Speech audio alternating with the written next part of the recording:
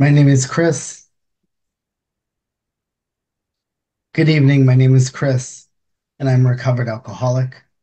My sober date is September 26th, 2014. I'm a member of a All Lit Up Again group, which is located in Baldwin, New York. I have a sponsor. I have a service commitment at my home group. I'm a business chair at my home group. And I'm currently working with a number of sponsees. Translate. ఆ, నమస్కారం మిత్రుల. నా పేరు Chris. నేను ఒక కోలుకున్న త్రాగుబోతుని. ఆ, నా నా సొబ్రైటీ డేట్ వచ్చేసి సెప్టెంబర్ 26, 2014. నా హోమ్ గ్రూప్ వచ్చేసి all lit up again Baldwin home group. నేను నాకు స్పాన్సర్ ఉన్నారు. నేను చాలా మందిని స్పాన్సర్ కూడా చేస్తాను. నా హోమ్ గ్రూప్లో వచ్చేసి నాకు ఒక సర్వీస్ కమిట్మెంట్ ఉంది. నేను బిజినెస్ హెడ్ని ఆ హోమ్ గ్రూప్లో. And yeah yeah Chris, please go ahead. We can Great. take longer than that if you feel like. Yeah. Fantastic. I share this because I was taught in order to partake in all that Alcoholics Anonymous has to offer, I had to understand what Alcoholics Anonymous is. I was taught we have a threefold disease and a threefold solution. This threefold solution is service, having a service commitment, unity, having a home group, recovery. And how it works, it says, here are the steps we took, which is suggested as the program of recovery. I had an uncle that passed away as a result of alcoholism. And one holiday, he pulled me aside and he said, "There's something different about you." And I told him that I joined Alcoholics Anonymous and that I was a few years sober at that point. And he said he tried Alcoholics Anonymous. I asked him what he tried. He said, "I went to meetings." I said, "Did you go through the steps? Did you have a home group? Did you have a service commitment?" He said, "No." I said, "So you haven't really tried all of Alcoholics Anonymous and what we have to offer. Maybe I could help you partake in all that it has to offer." He passed away because he did not realize that Alcoholics Anonymous is more than meetings. It's about conscious contact with God. Translate? Thank you, Chris. So నేను ఈ details ఎందుకు చెప్పాను? నేను ఒక కోలుకున్న త్రాగుబోతుని, నాకు ఒక sponsor ఉన్నారు. నా హోమ్ గ్రూప్లో నాకు ఒక సర్వీస్ కమిట్మెంట్ ఉంది. నాకు ఒక హోమ్ గ్రూప్ ఉంది. నేను చాలా చాలా స్పాన్సీస్ని స్పాన్సర్ చేస్తాను. ఈ విషయాలు ఎందుకు చెప్పాను అని అంటే, నేను ఏఏలో పాల్గొనుకుతున్నా కాబట్టి. అసలు నేను ఏఏలో పాల్గొనాలి అని అంటే ఏ ఏంటి అని నేను తెలుసుకోవాలి. నాకు ఏకి వచ్చినప్పుడు నేను తెలుసుకుంది, నాకు ఒక 3 భాగాల ప్రాబ్లం ఉంది. అండ్ ఆ 3 భాగాల ప్రాబ్లంకి నాకు 3 భాగాల సొల్యూషన్ కావాలి. అండ్ ఆ సొల్యూషన్ అనేది 3 రూపంలో వస్తుంది. ఆ 3 భాగాల సొల్యూషన్ ఏంటి అది అంటే, సేవ, సర్వీస్, యూనిటీ, ఐక్యత, అండ్ రికవరీ, స్వస్థత. సర్వీస్లో ఉండాలి అని అంటే నేను ఒక సర్వీస్ కమిట్మెంట్ తీసుకోవాలి, ఒక సేవా పొజిషన్ తీసుకోవాలి, గ్రూప్లో కానీ ఎక్కడైనా ఏఏలో. ఐక్యతతో ఉండాలి అంటే నేను ఒక హోమ్ గ్రూప్లో పాల్గొనాలి. అండ్ రికవరీ ఉండాలంటే, నాకు స్వస్థత ఉండాలి అని అంటే నేను స్టెప్స్ చేయాలి, సోపానాలను చేయాలి. ఇది ఎందుకు చెప్తున్నానంటే ఒక ఆ, ఆ, అనుభవం చెప్తాను, నా జీవితంలో జరిగింది. నాకు ఒక ఆ, ఏమంటారు, పెద్దనాన్న అంకుల్ ఆ, లాంటి వ్యక్తి ఒక ఆయన ఉండేవారు. ఆయన తాగుబోతుతనంతో మరణించారు. అండ్ ఆయన చనిపోయే కొన్ని సంవత్సరాల ముందు నన్ను కలిశారు. కలిసినప్పుడు, క్రిస్, నీలో ఏదో తేడాగా ఉంది, నువ్వు చాలా కొంచెం డిఫరెంట్గా ఉన్నావు, ఏంటి ఆ తేడా అని అడిగారు. అప్పటికి నేను ఏఏలోకి వచ్చి 2 సంవత్సరాలకు పైగా మందుకి దూరంగా ఉండడం జరిగింది. సో అది నేను చెప్పడం జరిగింది. ఆయన నాకేం చెప్పారు అప్పుడు, నేను నేను కూడా ఏఏకి వచ్చాను, ఏ ప్రయత్నం చేశాను, ఏ నన్ను ఆ, ఏ నాకు పని చేయలేదు అన్నారు. నేను అప్పుడు ఆయనకి అడిగిన ప్రశ్న ఏంటి అని అంటే, మీరు ఏకి ఏం చేశారు ప్రయత్నం అని అంటే, నేను ఓన్లీ మీటింగ్కి వచ్చాను అని. మరి మీరు స్టెప్స్ చేశారా, సోపానములు చేశారా, ఒక హోమ్ గ్రూప్లో పాల్గొన్నారా, ఒక సేవా పొజిషన్ మీరు ఎంచుకున్నారా అని అంటే, లేదు నేను అవేం చేయలేదు అని. అయినా నేను కూడా అప్పుడు మీకు సహాయం కావాలని నేను హెల్ప్ చేయడానికి ఉన్నాను అని నేను నా సహాయం కూడా ఆఫర్ చేశాను. కానీ నేను చెప్పదలుచుకునే పాయింట్ ఇది. ఏ ఒక అంటే మన మీటింగ్లో ఒక్కటే కాదు. ఏ అంటే ఆ, మనకి మూడు భాగంలో ఒక సొల్యూషన్. అది సేవా రూపాన, ఆ, ఐక్యత రూపాన అండ్ స్వస్థత రూపాన మూడు భాగంలో సొల్యూషన్ కూడితేనే ఏ. సో అది ఆ మూడు భాగాల సొల్యూషన్ ని మనం తీసుకుంటేనే మనం ఏలో పాల్గొంటున్నట్టు అని ఆయన చెప్పారు. Yeah Chris, please please.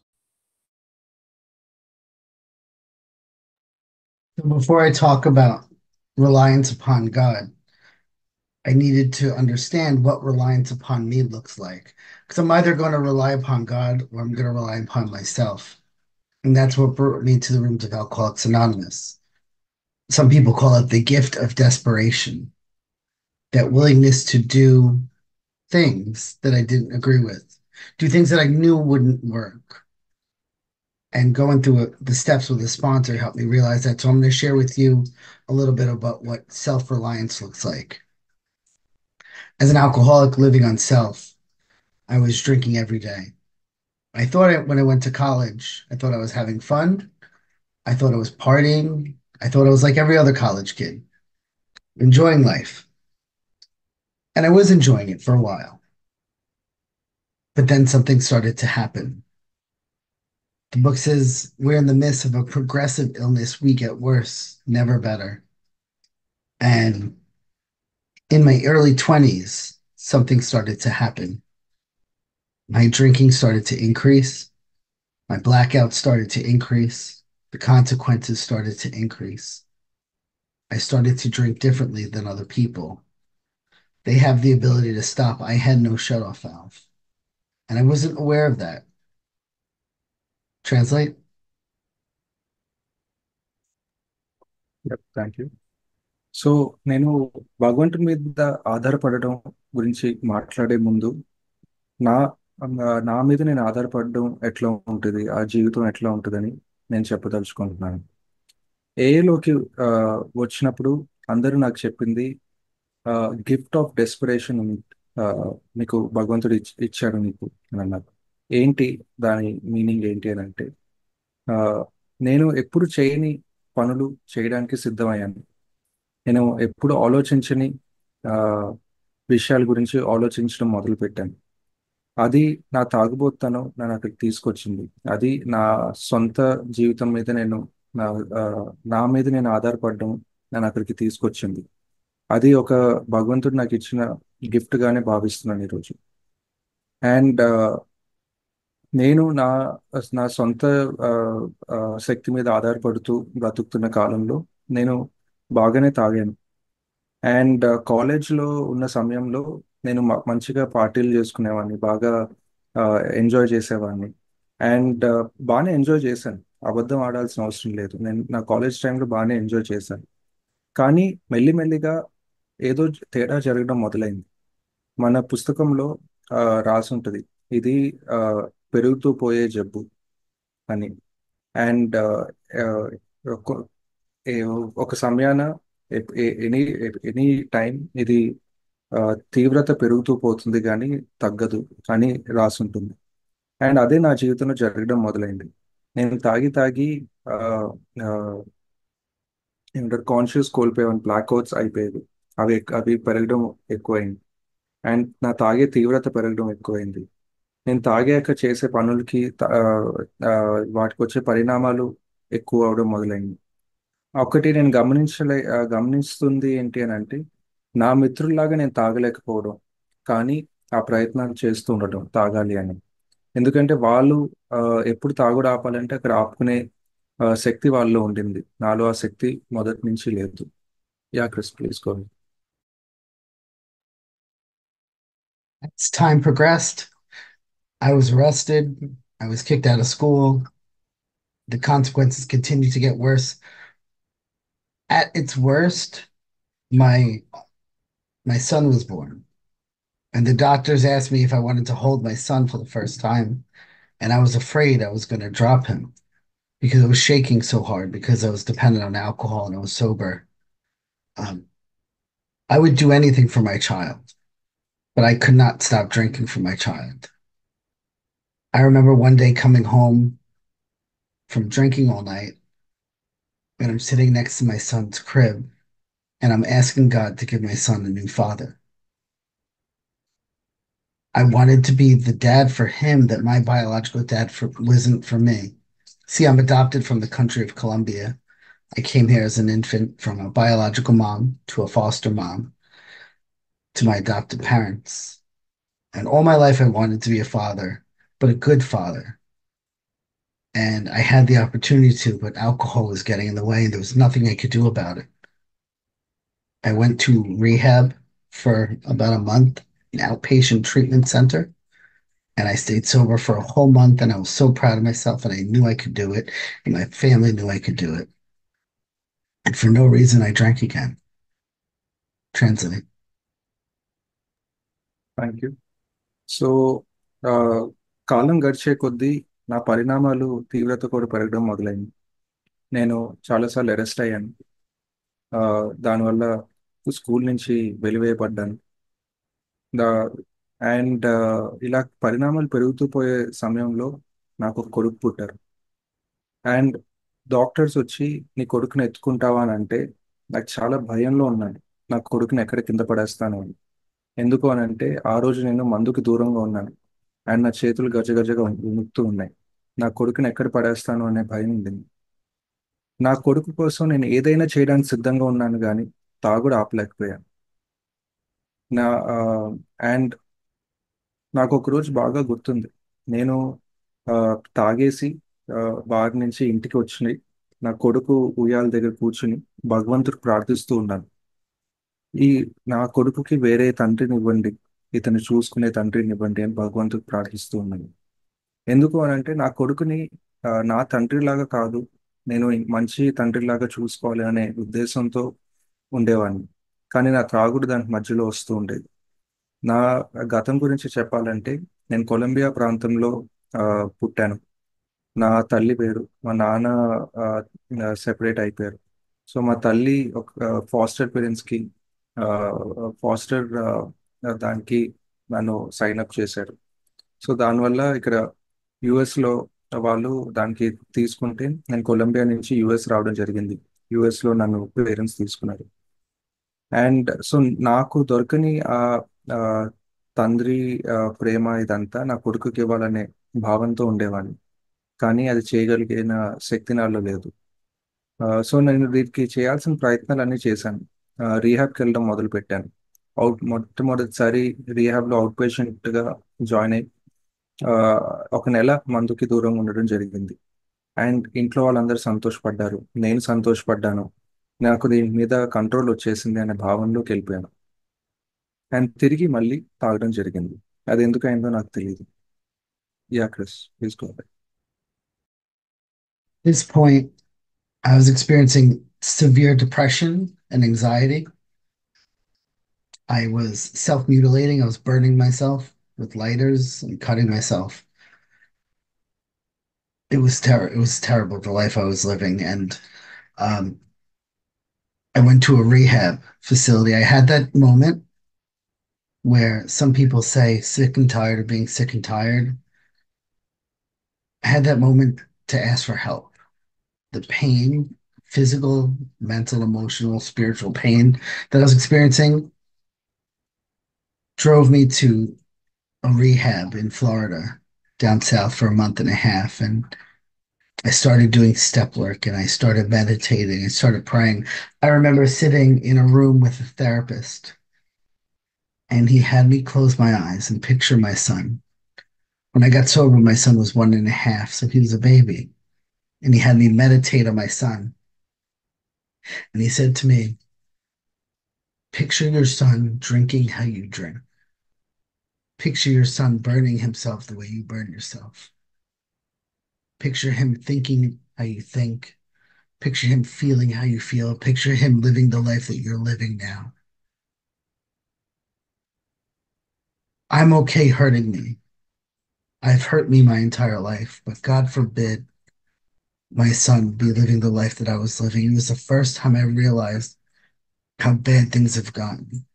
It was the first time I realized how much help I really needed. And he said to me, he said, Chris, if your son was living the exact life that you were living now, what would you tell him to do? And I remember I told him I would tell him to do whatever the hell it takes to get better. This is where God reliance, God dependence is starting to kick into me. I realized for the first time when I rely upon myself, terrible things will happen.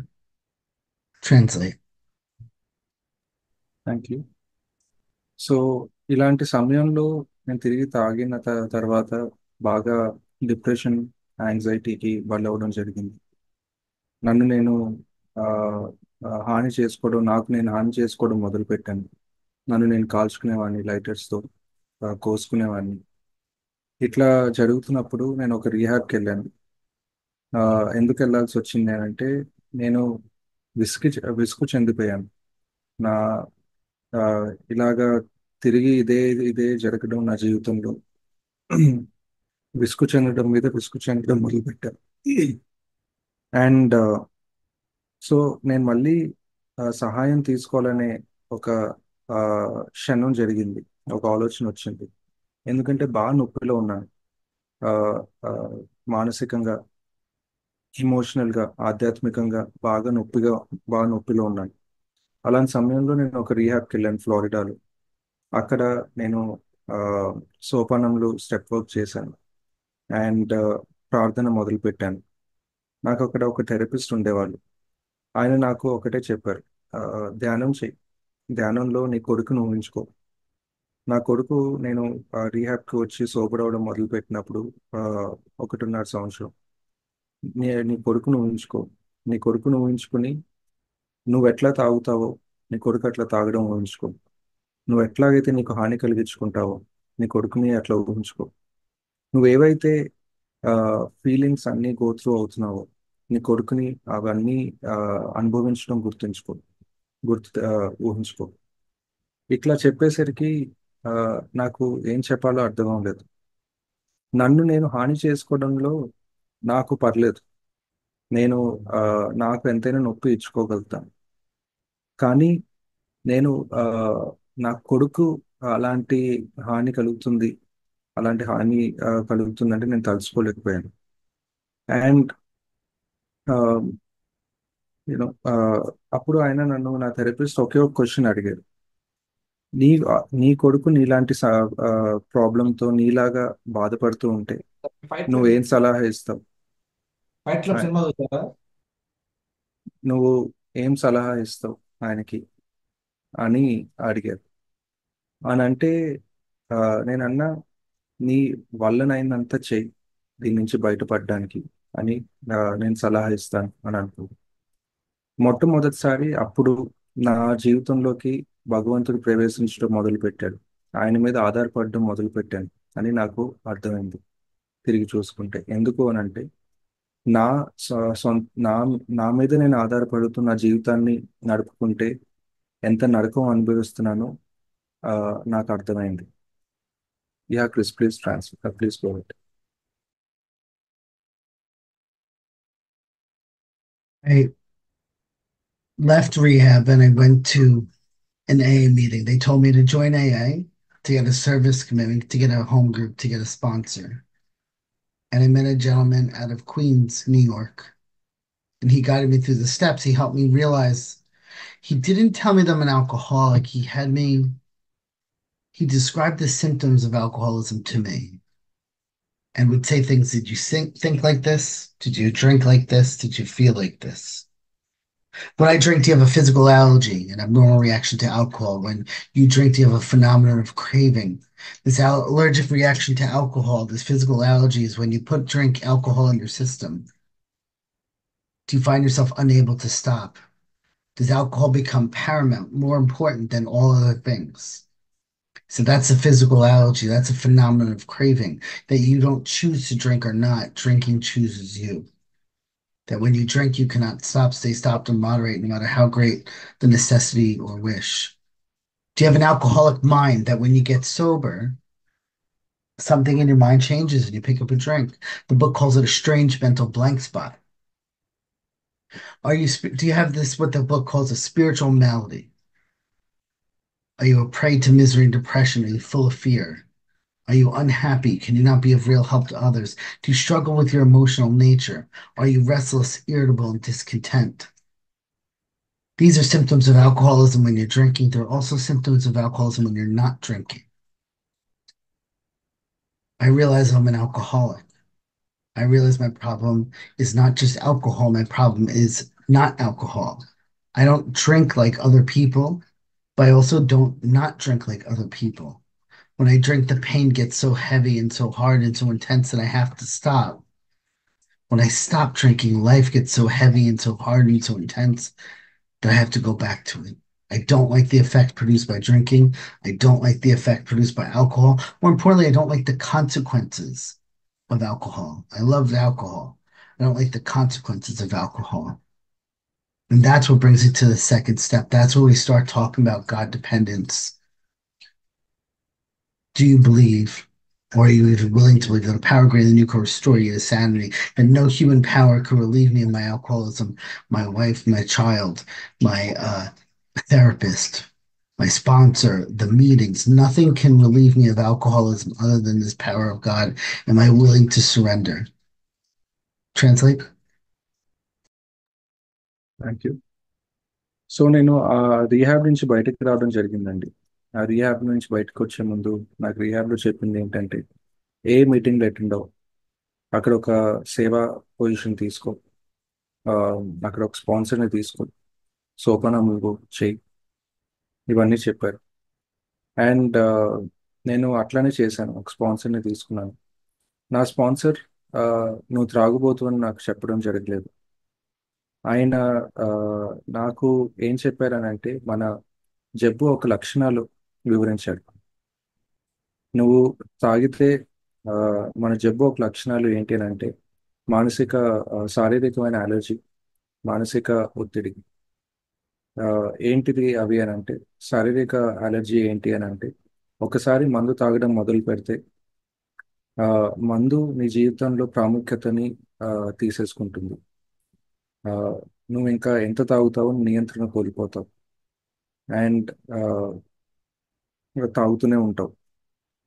And మానసిక ఒత్తిడి ఏంటి అని అంటే, నువ్వు ఎంత మందు నుంచి దూరంగా ఉండాలని అనుకున్నా కూడా ఆ, నువ్వు తిరిగి ఆ, తాగే పరిస్థితి ఉంటుంది.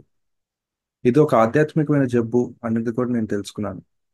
ఏంటి దాని యొక్క లక్షణాలు అని అంటే, రెస్ట్లెస్ ఇరిటబుల్ డిస్కంటెంట్ అని బిగ్ బుక్లో రాసి ఉంటుంది.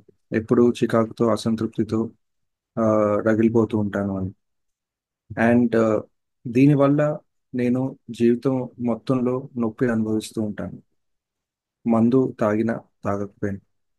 మందు తాగుతున్నప్పుడు ఆ, నాకు మందంటే ఇష్టం, మందంటే ప్రాణం. కానీ మందుతో వచ్చే పరిణామాలు నేను తట్టుకోలేను. సో ఆపాల్సి వస్తుంది ఆ నొప్పి వల్ల. ఆపినప్పుడు జీవితం ఇచ్చే నొప్పి తట్టుకోలేను. సో తిరిగి తాగాల్సి వస్తుంది. అండ్ సో నేను తాగినా ఎంజాయ్ చేయలేను, తాగకపోయినా నా జీవితం ప్రశాంతంగా గడపలేను. అలాంటి పరిస్థితిలో అలాంటి పరిస్థితి ఉన్న జబ్బులో నాకుంది అని ఆయన చెప్పడం జరిగింది. అండ్ ఈ జబ్బు నుంచి ఎట్లా బయటపడతాం అని అంటే, మన రెండో సోపానం ఉపయోగపడుతుంది. రెండో సోపానం చెప్పింది ఏంటి అని అంటే, నీకైనా ఒక ఉన్నత శక్తిని నేను ఆ, స్వస్థతకి తిరిగి తీసుకొస్తుంది అని. ఏంటి ఆ స్వస్థత అని అంటే, ఆ, నా దానికంటే ముందు ఏ మానవ శక్తి నన్ను మందు నుంచి, నా తాగుబోతుతనం నుంచి నన్ను దూరం చేయలేదు.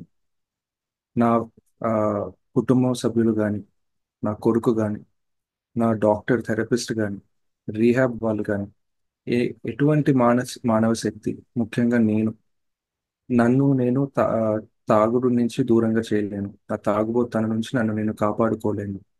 దీనికి భగవంతుడి మీద ఆధారపడాల్సిన అవసరం గట్టిగా ఉంది అన్నది రెండో సోపానం చెప్తుంది.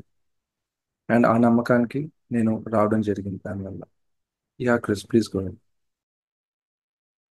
So step two tells me, do you believe, are you willing to believe that a power greater than you can restore you to sanity? I was willing. I went to meetings and I saw people that were getting sober.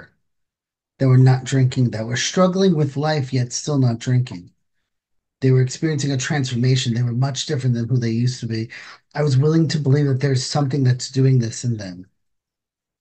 The third step is where, for me, it talks about the willing to make a decision to turn your will and life over to the care of God. It says the first requirement is any life run on self will could hardly be a success.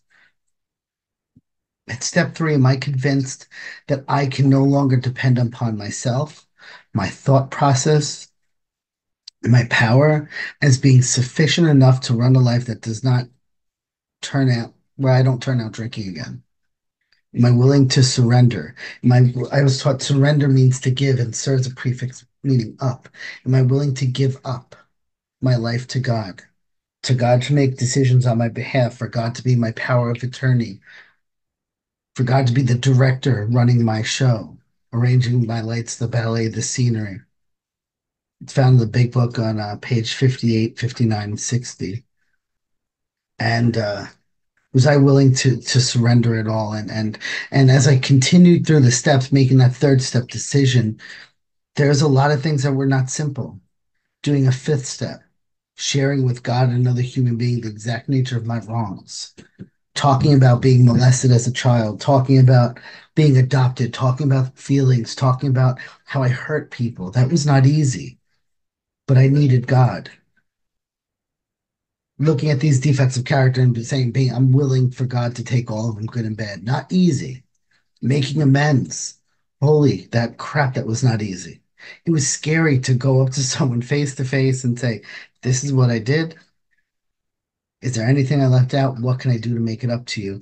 And what started to happen as I continued to progress through the steps, I started to need God. I was put in positions that the book says, "What in order? I can't go through with it. Do not be discouraged. None of us, not one of us, could be maintain anything at perfect adherence to these principles. The point is, we're willing to grow along spiritual lines." As I progressed through the steps, I needed God more and more, and I started to realize that this thing was working. I started to change. I started to transform. I started to think different, react different, feel different. I started to be able to have feelings without my feelings having me. I started to be able to look people in the eye, to be confident, to be honest and loving and compassionate. And I saw that as a result of surrendering my will and my life, my actions and my thoughts to God, to this program. I started to realize that this thing could work, is working, and are willing to continue into 10, 11, and 12, step 10, 11, 12, which talks about growing in understanding and effectiveness. Translate. So step two, రెండో సోపానం ఆ, మనల్ని ఏం అడుగుతుంది? నువ్వు ఆ, నీకంటే ఒక ఆ, ఉన్నత శక్తి నిన్ను ఆ, ఈ నీకున్న జబ్బు నుంచి బయటకు తీసుకుని రాగలదని నమ్మడానికి రెడీగా ఉన్నావు. అండ్ నేను నమ్మడానికి రెడీగా ఉన్నాను, ఎందుకంటే నేను మీటింగ్లోకి వెళ్ళడం జరిగింది. మీటింగ్లో మీ అందరిని చూడడం జరిగింది. మీ అందరిలో ఏదో తెలియని తేడా గమనించడం జరిగింది. అండ్ మీరందరూ సోబర్గా ఉంటూ నవ్వుతూ సంతోషంగా బ్రతకడం అది చూడడం జరిగింది. సో నేను ఆ, నమ్మ ఆ, ఈ ఏదో ఉంది ఈ మీటింగ్ రూమ్లో అనే నమ్మకానికి ఏర్పడ్డాను. ఏలో ఏదో ఉందని నమ్మకానికి. సో నమ్మకాన్ని ముందుకు తీసుకెళ్ళడానికి ఏమొచ్చింది అంటే మూడో సోపానం ఉంది. మూడో సోపానం మా ఏమడుగుతుంది? మన జీవితాన్ని, మన ఇచ్ఛను భగవంతుడికి అర్పించమని. అండ్ అది చేయాలి అని అంటే అన్నిటికంటే ముందు ఒక రిక్వైర్మెంట్ ఉంది మూడో సోపానంలో. ఏంటి అని అంటే, నా జీవితం నా సొంత ఇచ్ఛ మీద నేను నడిపినంత కాలం నా జీవితం ఆ, ఆ, ఎప్పుడు ఏమంటారు, ఎప్పుడు సక్సెస్ ఉండదు అని నేను ఒప్పుకుంటాను. ఎప్పుడు విఫలమవుతూనే ఉంటానని నేను ఒప్పుకుంటాను. అండ్ అది నేను పూర్తిగా అంగీకరించడం మొదలుపెట్టాను. అండ్ అప్పుడు భగవంతుడికి నా జీవితం అర్పించుదామని అదే ఒక డెసిషన్ కూడా తీసుకున్నాను. మూడో సోపానం ద్వారా. ఆ మూడో సోపానం, ఆ డెసిషన్ ఫాలో ఎట్లా చేశాను అని అంటే, ఆ, 4 నుంచి 9 సోపానాలు చేయడం. అండ్ మూడో సోపానం నా నుంచి ఏం అడుగుతుంది? నన్ను, నా జీవితాన్ని భగవంతునికి అర్పించుకోమని అడుగుతుంది. పూర్తిగా అర్పించుకోమని అడుగుతుంది. భగవంతుడు నా జీవితాన్ని నడిపించడానికి అంగీకరించమని అడుగుతుంది. పూర్తిగా నా జీవితాన్ని నడిపించడానికి అంగీకరించమంటుంది. నా జీవితంలో అంతా ఆయనకి అర్పించమని అడుగుతుంది. ఇది దాని తర్వాత వచ్చే సోపానములు చేయటం ఆ, ఆ, సులువు కాదు. నేను ఒప్పుకుంటున్నాను. ఐదో సోపానం ఇంకొక వ్యక్తితో షేర్ చేసుకోవడం, నా జీవితంలో ఏం జరిగిందో, అది సులువైన పని కాదు. నేను చిన్నప్పుడు నన్ను రేప్ చేశారు. అది నేను వేరే వాళ్ళతో చెప్పుకోవడం ఒక సులువైన పని కాదు. అండ్ తొమ్మిదో సోపానంలో ఇతరులకి వెళ్ళి క్షమాపణ అడగడం సులువైన పని కాదు. వాళ్ళ దగ్గరికి వెళ్ళి నేను ఈ పనులు చేశాను, మీకు ఇలాంటి హానులు కలిగించాను, ఇవి కాకుండా ఇంకేమైనా వదిలేశానా, నన్ను క్షమించండి, కుదిరితే దీనికి నేను ఏం పరిణామాలు ఆ, చెల్లించాలి చెప్పండి అని అడగడం సులువైన పని కాదు. కానీ నాకు సోపానాలు చేసుకుంటూ ముందుకెళ్ళడం ద్వారా నాకు భగవంతుడు అవసరం ఎక్కువ ఏర్పడడం మొదలైంది నా జీవితంలో. నా జీవితంలో ఎన్నో సన్నివేశాలు ఎదుర్కొంటూ ఉన్నాను, ఎక్కడైతే నా భగవంతుడు అవసరం పెరుగుతూ వచ్చింది. ఆ ఒక అవగాహనకు వచ్చాను, నాకు భగవంతుని అవసరం ఉంది, ఆయన ఆయన్ని ఎంత వాడుకుంటుంటే నాకు ఇంకా ఆ, వాడుకోవాలనిపిస్తుంది అని. అండ్ అట్లా నేను ముందుకెళ్తున్నప్పుడు ఆ, నా జీవితంలో నేను ఆ డిఫరెన్సెస్ నేను గమనించడం మొదలుపెట్టాను. నేను ఇట్లా నాకుండే ఫీలింగ్స్ లో మైకంలో ఉండకుండా నాకు వచ్చే ఫీలింగ్స్ ని నేను నార్మల్ వ్యక్తిగా అనుభవించడం మొదలుపెట్టాను. నేను మనుషుల్లో కళ్ళల్లో కళ్ళు పెట్టి చూసి ఆ, ధైర్యంగా మాట్లాడే ఆ, ఒక ఆ చేంజ్ గమనించాను. అండ్ నిజాయితీగా ఉండడం గమనించాను. అండ్ ఇదన్నీ చేసుకుంటూ పోయి ఆ, నా 10, 11, 12 సోపానములు ఆ, ఆ, చేయడానికి ప్రారంభించాను. 10, 11, 10, 12, 11 నన్ను భగవంతుడితో ఒక కొత్త అనుబంధాన్ని ఆ, ఇంకా అండర్స్టాండింగ్ ని పెంపొందించుకోవడానికి ఉన్నాయి అని నేను తెలుసుకున్నాను. Yeah, please go head Chris. Sure, these steps are a removal of a lot of things. If I have coffee and the coffee is stale, I have to get rid of the old coffee in order to put some new coffee in there to make room. This program requires removal of stuff, removal of alcohol, removal of the idea that I can control the show, that ego, being the director running the show, removal of resentment, selfishness in relationships, fear, defects of character, shame, and guilt as a result of steps 8 and 9. And as I go through this removal process, I make room for God. Step 11 says, sought through prayer and meditation to improve my conscious contact with God. I'm not only improving my contact with God, but I'm improving the consciousness of my contact, the awareness of my contact with God. As the book says, a price must be paid, destruction of self-centeredness. This is a dying program. It taught mentions in the third step about us being reborn. I was taught in order to be reborn, you have to die. There's a death of self. We read the St. Francis prayer, and it says, it is in dying that we receive everlasting life.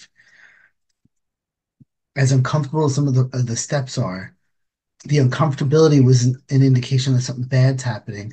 It's an indication that something's good, that good is happening, that I'm no longer relying upon self, that I'm relying upon God, that I'm feeling different. It's uncomfortable, but it's different. And it's okay to feel different. What does it look like to rely and depend upon God? My kids are wonderful teachers of spirituality.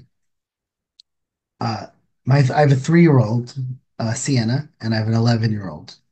And they know what they know. Well, especially my 3-year-old. My 3-year-old, Dad, can you do this? Dad, can you do that? Dad, why is the sky blue? Dad, yeah, and she asks a lot of questions. When she's afraid, she does something. She runs to her dad because she knows dad will protect her. When she doesn't know what to do, she asks me. When she needs help, she asks me. She teaches me spirituality because that's what this program is about. That's what it looks like to rely upon God. God, what do you want me to do? God, direct my thoughts. God, I need intuitive thought and decision. God, grant me the same patience, love, and tolerance that I would cheerfully grant a sick friend. How can I be helpful to this person? God, remove my fear, direct my attention to what you would have me be. God, take all of me, good and bad, remove every single defective character that stands away my usefulness to you, my fellows. Grant me strength as I go out to do your bidding. God, I need power. I need strength. That's what God dependence looks like. It requires humility.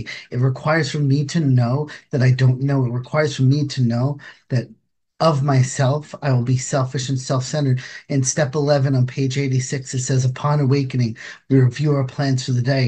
We ask God especially to divorce us from selfish, self seeking, self pity motives. Divorce means Divorce indicates that I've been married to selfish, self seeking, self pity motives. There's a thing inside of me that wants me to get what I need in order for me to feel okay. I want things to be okay for me. I can find myself very easily selfish and self centered. To depend upon God and rely upon God is for me to say, God, give me whatever you want. Don't give me whatever you want. I'm okay. My life is none of my business. Translate?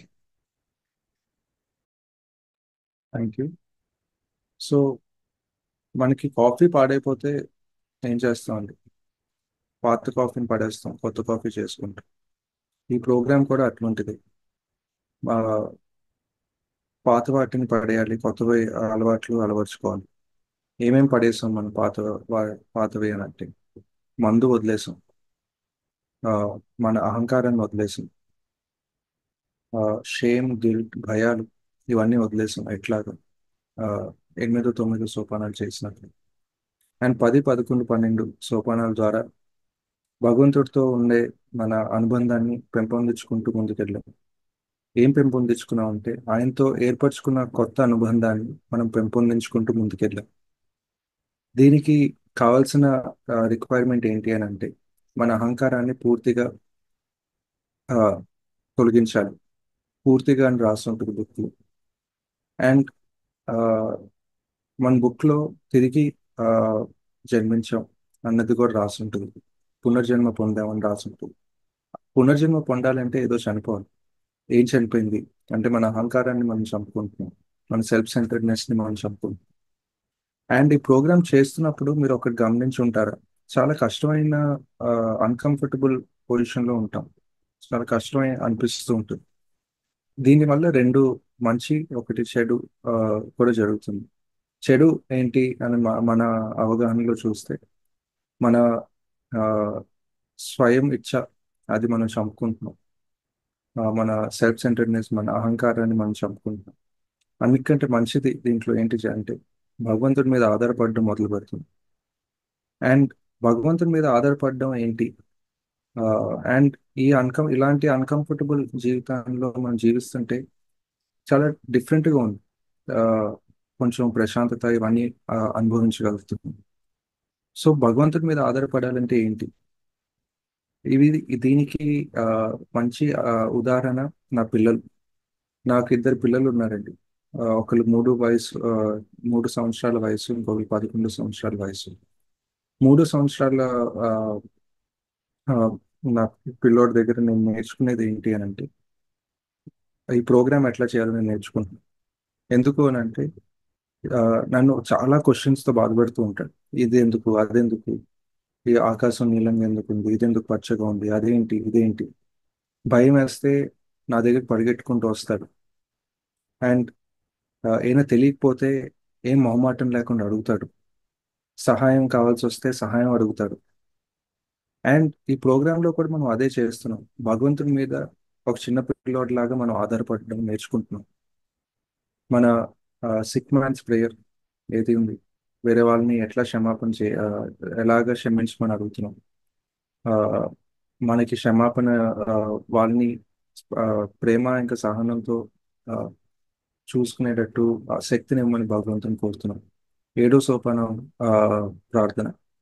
మనలో ఉన్న character defects అన్ని తొలగివేయమని భగవంతుడికి ప్రార్థిస్తున్నాం. బయటికి వెళ్ళేటప్పుడు మనం ఆయన పని చేయడానికి ఆయన మనకి శక్తిని ఇవ్వమని ప్రార్థిస్తున్నాం. అండ్ ఇవన్నీ చేయడానికి హ్యూమిలిటీ అనేది అవసరం. ఆ, ఎందుకనంటే నా సొంత శక్తి మీద నా సెల్ఫిష్నెస్, నా స్వార్థాన్ని నేను తొలగించలేను.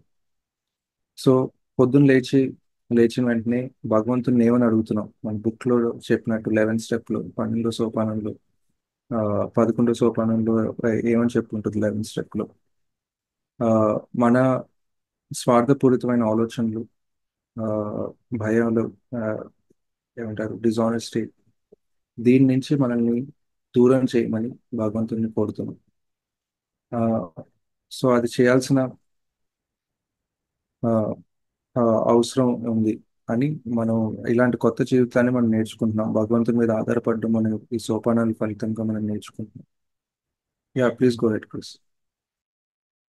Sure. Bill's story when Bill Wilson is in the town's hospital going through the steps, and he talks about, I asked my newfound friend to remove them root and branch. And newfound friend is capitalized. So he's talking about God and his relationship with God. I don't know about you, but my friendships all start off as, at one point, strangers. And strangers that get introduced to each other, they start to talk, they start to listen, they establish a relationship. They continue that relationship. They demonstrate that they're there for each other. They go through experiences together that may be difficult, and they go from strangers to friends, and friends to best friends, and best friends to friends that truly rely upon each other. That's the relationship that I get to have with God as I go through this program in 9.5 years sober. I've established a relationship with God that requires things like prayer, meditation, humility,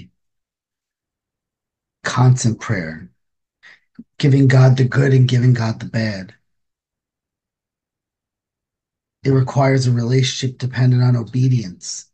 See, for my friends, I'm very loyal. Am I that loyal to God? Am I obedient to God? Am I doing this program? Am I applying the principles? The book says the principles we had set down are guides to progress. Am I living in these spiritual principles? Am I applying the steps? Am I doing daily prayer and meditation in step 11, 86 to 88? Am I doing my daily inventory, page 84? Am I consistent with my amends process? My sponsoring people. Sponsorship is there's no greater way to rely and depend upon God than sponsoring. My ego says I need to save someone. God says you're not saving anyone. At best, you may be saving yourself. The book says, nothing more ensure immunity over alcohol than intensive work of alcoholics who works when other activities fail. So, God, how are you going to equip me to help this person? And God says, I don't call you because you're prepared. I call you because I prepared you. My job is to suit up and show up. God's going to use me. God is the power. The lamp in this room, my computer will not work unless it's plugged in. It can have all the potential and be the best laptop on the market. But without power, it's useless. That's my relationship with God. It's the awareness that of myself I am nothing. The Father doeth the work. As I've continued through this program, I have made mistakes, and that tends to require for me to live life on self will. When I thrive is when I say, God, here's everything. Here's the things I want to give you, and here's the things I don't want to give you. I trust you more than I trust my fears. I don't need a new job. I need more power. I don't have any problems other than lack of power. The book talks about that the purpose of this book is to connect with power. It must be a power greater than ourselves. How we're going to find it. That's precisely what we're going to do. We're going to show you how to connect to a power that's going to solve your problems. My problem is never the problem. My problem is always lack of power. When I don't trust and rely upon God, things are not okay. I don't feel right inside, no matter what's happening on the outside. As my kids run to their dad, who am I running to? Am I running to my father for comfort? Am I being obedient? Am I practicing these disciplines? Am I constantly surrendering by practicing selflessness? By carrying the message, by doing service commitments, by sponsoring people? by loving, focusing on living the St. Francis prayer that it's more important to love than be loved, to forgive than be forgiven. Um, or am I my own primary purpose? I've never been in a bad place and not been my own primary purpose at the same time. All fear, all anger, all resentment, all frustration requires from me to become my own primary purpose. When I rely upon God in all areas, I have a very good friend of mine. His wife, since I've known him, his wife has been very sick. Over the years, she's nearly died a few times. She's had both of her legs amputated. And I've watched him and his wife go through this. They had to cut off half her leg. She has the orthotics. Yeah. And and I see them go through this. And while they're going through this struggle, they're smiling. They're praying. They're talking about faith. They have hope. And I always wondered, like, how can you go through such turmoil and pain and difficulties and still have faith in God? They remind me that when everything is in God's hands, the book says God is everything or he is nothing. He is or he isn't. What is my choice to be? I only suffer in areas that I don't rely upon God because I know God has it. My resentment inventory on the third column, it says when person, principle, institution, column one, did the action in column two, what part of self was affected? Column three. Those are the things that I relied upon people to fulfill, not relied upon God. When I say, God, you're going to have my sex relations, my personal relations, my pride, my ambition, my security, my self-esteem, my pocketbook, all of those are yours. It's nobody else's. You're going to fulfill it. You're going to give me what you want, and you're not going to give me what you don't want. And I'm okay with whatever that is. I find peace in the midst of the storm. That's what God reliance and God dependence does for me. It puts me in that position of neutrality, safe and protected, because I no longer need anything that's impermanent. Everything in life is impermanent. At some point, I will lose everything. Jobs, relationships, houses, everything is impermanent. When I rely on the one thing that's truly permanent, which is my relationship with God, I find myself serene. When the book says we're able to match calamity with serenity. When I run my life in self will, I drink, I hurt people, I hurt myself. When I rely on God, I'm experiencing an omnipotent power. I'm living in a place of peace. I'm living in a place of being in the present moment. The book says, may we find him now. Now is a time, now is a location. When I'm in the present moment, everything's okay. Translate?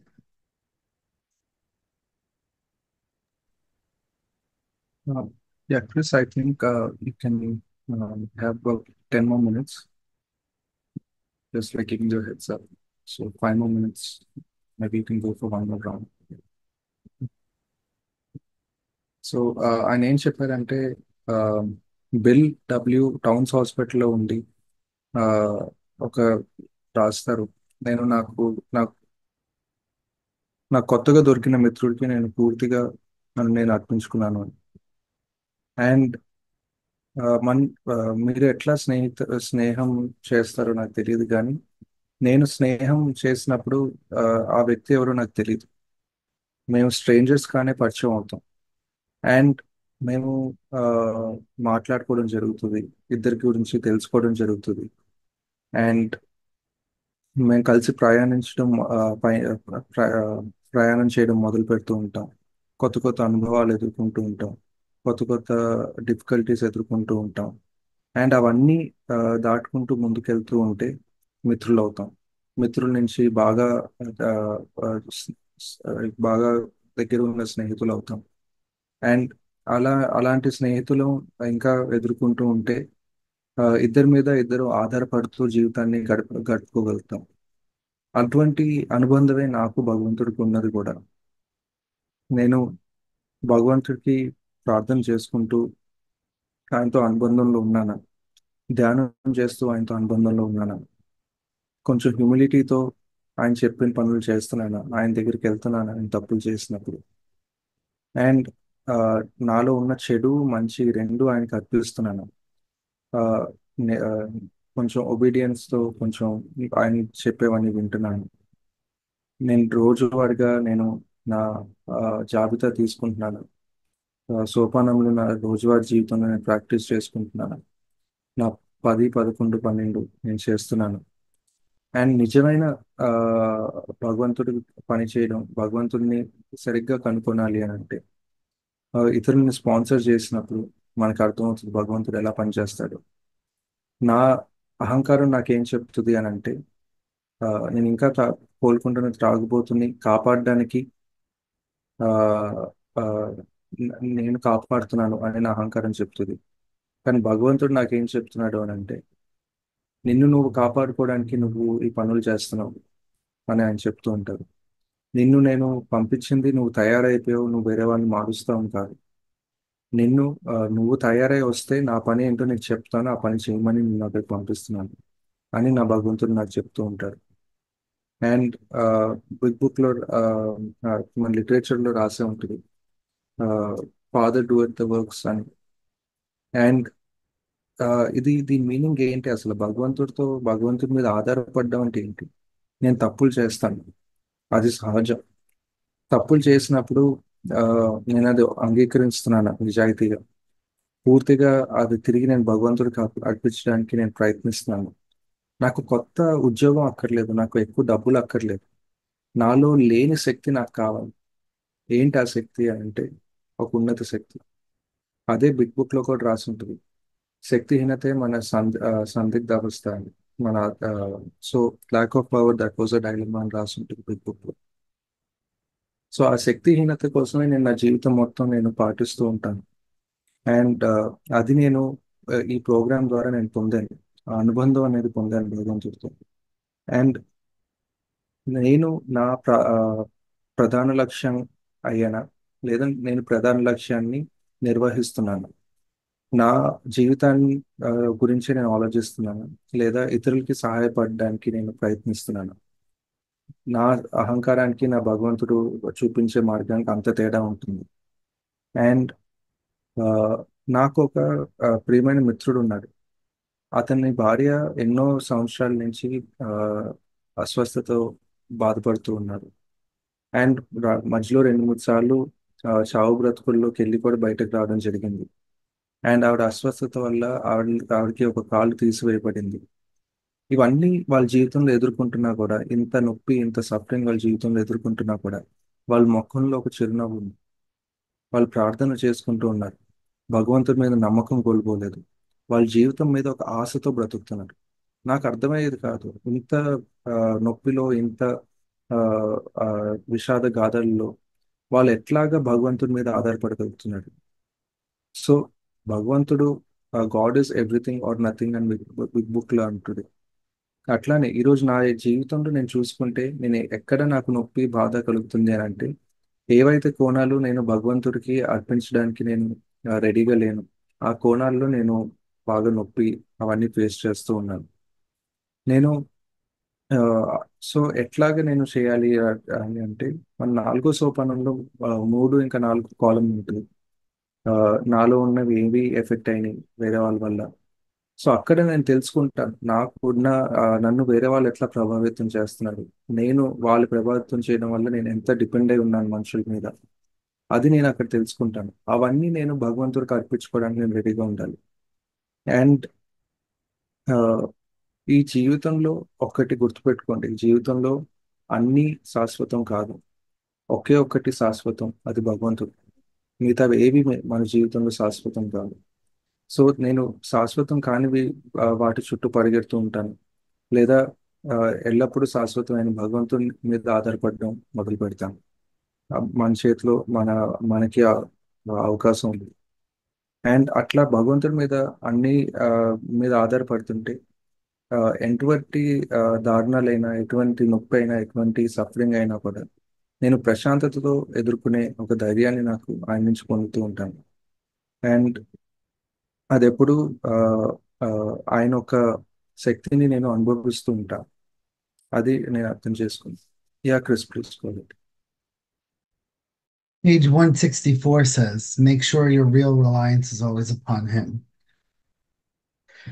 So I can know I could be um my own primary purpose. I know I could be self-reliant. We know where that gets me. In sobriety, I also know what it looks like to rely on false idols, what I call it. Um, so 10 and 11 help keep me cognizant of what's driving me. What are my motivational forces? In the chapter We Agnostics, it talks about we were worshipers of money, sentiment, things, and people. My inventories help me, my inventories and also my fears help me see what I'm relying on. They help me see where I'm vulnerable. They help me see where something is more important than God. If I'm focusing on money, then maybe money is my false idol. If I'm focusing on fear of kids and what's going to happen with them, given my current household landscape, then that's my false idol. When I'm focusing on, losing my job, and that's all I'm freaking out about and scared of, that's my false idol. The book says our hope is to grow in understanding and effectiveness. And my experience has been this program is not about not drinking. The book says the elimination of our drinking is but a beginning. A much more important demonstration of these principles lies in my home's occupations and affairs. If we look at the promises, the third step, the fifth step, the ninth step promises, the 10th step promises, the 12th step promises, a lot of them are about alcohol, but a lot of them are not about alcohol. A lot of them are about my feelings and emotions, my ability to handle things that used to baffle me. You know, it's about the consequences. I guess it's about the promises that if when I rely and depend upon God, my inside will change and my outside will change because my inside is changing. I know that I need to rely upon God. I know I don't rely upon God in all different areas, but that is the goal. It is not to stay sober one day at a time. That's a requirement. Without sobriety, I am useless. I am hopeless. We said recovered from a seemingly hopeless state of mind and body. If I pick up a drink, I will destroy my life. But I think God wants more for me than just not picking up a drink. He wants me to love. He wants me to give.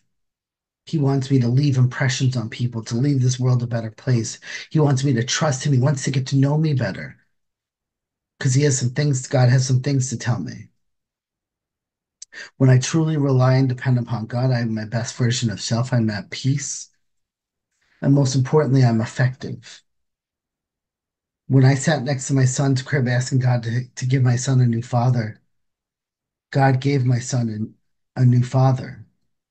I'm the same dad, but I'm a different dad. And that's because today I'm connected to power. I've experienced a spiritual awakening in the back of the book. There is a new power that flows through me. I'm grateful for Alcoholics Anonymous. I'm grateful for good sponsorship. I'm infinitely grateful for the 12 steps and the traditions and the concepts. Ironically, I'm grateful for the pain that the disease of alcoholism brought me to because it humbled me enough to be willing to surrender to God, to rely upon God, to depend upon God. And that's why I'm sober today. Thank you for letting me share. Thank you Chris. So మనం big book ఆఖరి పేజ్లో రాస్తుంటుంది మన నిజమైన ఆధారణ భగవంతుడి మీద అయి ఉండాలి అని. అండ్ నేను నేర్చుకుంది ఏంటి అని అంటే నేను నా ఓన్ నా ప్రాధాన్య లక్ష్యం నేనే అయి ఉంటున్నానా లేదా నేను ఆ ప్రథమ లక్ష్యాన్ని నేను నిర్వహిస్తున్నాను. ఎందుకంటే నా అనుభవంలో నేను తెలుసుకుంది మనం ముందుకెళ్ళే కొద్దీ మనకి చాలా దేవుళ్ళు మనకి కనిపిస్తుంటారు. ఏంటి ఆ దేవుళ్ళు అంటే ఆ, అది ఉంటారు. నేను నా ఇన్వెంటరీ నా ఆ, భయాలు జాబితా నేను తీసుకుంటూ ఉంటే నాకు అవన్నీ బయటపడుతూ ఉన్నాయి. ఏంటి ఆ దేవుళ్ళు అని అంటే డబ్బు. ఆ, ఈరోజు నేనైనా భయం పడుతున్నాను, నా కొడుకుకి ఏమైనా అవుతుందని భయం పడుతున్నాను, నా ఉద్యోగం పోతుందని భయం పడుతున్నాను. అంటే నేను ఆ భయాన్ని దేవుడి కింద భావిస్తున్నాను, ఆ భయానికి శక్తిని ఇస్తున్నాను, ఆ భయానికి ఆ ఆ భయం ఇచ్చే ఆ, ఫలితాల మీద నేను దాని మీద ఆధారపడుతున్నాను. సో అలాంటి ఆ, ఆ, అపోహలైన దేవుని మీద నేను ఆధారపడుతున్నాను, ఫాల్స్ గాడ్స్ అని అంటున్నాను. అలాంటి దేవుళ్ళ మీద నేను ఆధారపడుతున్నాను. అది నేను ప్రోగ్రామ్ చేస్తేనే నాకు అర్థమవుతుంది, జాబితాలు తీస్తేనే నాకు అర్థమవుతుంది, 11 సోపానాలు ప్రాక్టీస్ చేస్తే నాకు అర్థమవుతుంది. అండ్ ఇట్లాగా ఆ, నేను ముందుకు వెళ్తుంటే నాకు ఇంకా అర్థమవుతుంది ఏంటి అంటే, ఈ ప్రోగ్రామ్ మందు ఆ, తాగుడు ఆపేసి ఉండటం గురించి కాదు, దానికంటే మించింది అని. ఎందుకనంటే మనకి ఆ, వాగ్దానాలు ఉన్నాయి. ఈ ప్రోగ్రామ్ బుక్ మొత్తం 3వ సోపానంలో వాగ్దానాలు ఉన్నాయి, 5వ సోపానంలో వాగ్దానాలు ఉన్నాయి, 5వ సోపానంలో, 9వ సోపానంలో, అలా ప్రతి ఆ బుక్ మొత్తంలో మనకి వాగ్దానాలు ఇచ్చారు. ఆ వాగ్దానాలు కొంతవరకు మందుకు సంబంధించింది అయి ఉంటాయి, చాలా వరకు మందుకి సంబంధించిన వాగ్దానాలు. నా జీవితంలో నేను ప్రశాంతంగా ఉండగలుగుతున్నాను, నిర్భయంగా బ్రతకగలుగుతున్నాను, ఒక కొత్త ఆ, ఆ, అనుబంధాన్ని ఏర్పరచుకున్నాను నాకు భగవంతుడు. భగవంతుడు నాకు ఆ, ఆ, పనులు చేసి పెడుతుంది అంటే, భగవంతుడు వల్ల నేను పనులు చేయగలుగుతున్నాను, భగవంతుడు ఇచ్చే శక్తి వల్ల నేను ఉపయోగపడడానికి ఉండగలుగుతున్నాను. ఇలాంటివన్నీ నేను నేర్చుకుంటూ ఆ, ఆ, ఆ, అనుభవిస్తూ వచ్చాను. అండ్ నాకు భగవంతుడు నా నుంచి ఏం కోరుకుంటున్నాడు? నేను వేరే వాళ్ళతో ప్రేమగా ఉండటం, వేరే వాళ్ళతో సహనంగా ఉండటం, నేను ఆయన నాకు ఇచ్చిన ఫలితాలని నేను వేరే వాళ్ళకి పంచడం. అండ్ సో అది నేను చేయాలి. నాకు బాగా గుర్తుంది, నేను మీకు చెప్పింది, నా కొడుకు ఆ, ఉయ్యాల దగ్గర నేను కూర్చుని భగవంతుకు ప్రార్థించానని చెప్పాను, గుర్తుందా? ఆ, అట్లా ఆ రోజు ప్రార్థించినప్పుడు నేను ఏం కోరుకున్నాను? నా కొడుకుకి ఒక కొత్త తండ్రిని ఇవ్వండి, అతన్ని బాగా చూసుకునే తండ్రిని ఇవ్వండి అని నేను భగవంతుడికి ప్రార్థించాను. ఈరోజు నా జీవితంలో అదే జరిగింది. ఆ వ్యక్తిని నేనే, కానీ నాలో ఏదో మార్పు జరిగింది. ఆ తండ్రిగా మాత్రం లేను, వేరే కొత్త తండ్రి భగవంతుడు నా కొడుకుకి ఇచ్చాడు. అది భగవంతుడు చేయగలిగిన పనులు. సో నేను చాలా కృతజ్ఞుడిని ఆల్కహాలిక్స్ అనానిమస్కి, ఈ 12 సోపానములకి, 12 సాంప్రదాయములకి, 12 కాన్సెప్ట్లకి, ఆ, నేను నిర్వర్తించిన సర్వీస్ పొజిషన్ అన్నిటికీ, అండ్ మీ అందరికీ చాలా కృతజ్ఞుని. అన్నిటికంటే ఆ, కృతజ్ఞుని నేను జీవితంలో ఎదుర్కొన్న నొప్పికి. ఎందుకంటే ఆ నొప్పి నన్ను భగవంతుడి మీద ఆధారపడడానికి ఇంకా ప్రేరేపించింది. సో నాకు ఈ అవకాశం ఇచ్చినందుకు మీ అందరికీ ఇంకొకసారి నా కృతజ్ఞత తెలుపుకుంటున్నాను. Thank you.